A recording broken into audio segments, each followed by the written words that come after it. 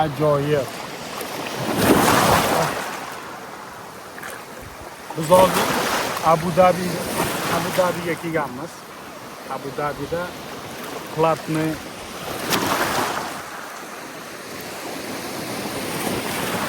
plyajda har bir kishini 150 dirhamdan 200 dirhamdan berib kirdik. Abu Dabi muzeyda oldida mana shu plyaj bor. Buning ichiga mana shu soyabonlar, kreslolar, platensa, yana suv shular kiradi. Plyajda o'zi hammasi 200 dirham. Ajoyib axranalari bor, suvlari bor. Nima desangiz qilib beradi. Juda zo'r mazza qilib mana o'tiribman. Dengizni suvi juda sho'r. Kallani tiqsangiz ko'zlaringizni, lablaringizni achishtirib taylaydi. Shu yerda bir nesni aytadi, agar siz bir oyda 5-6 marta, 7 martalab cho'milsangizda sezmay qolasan. Oddiy suvda qoladi seni o'lga. Biz hozir ikkinchi marta dengizga kelishimiz.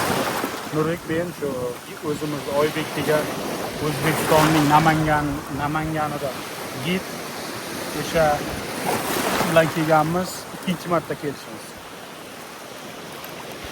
Juda zo'r. Keyin shu yerda o'zida ham gastinisalar bor. Bu yerda gastinisa qimmat. Biz faqat bir kunga kelganmiz. Gastinisamiz Dubayda.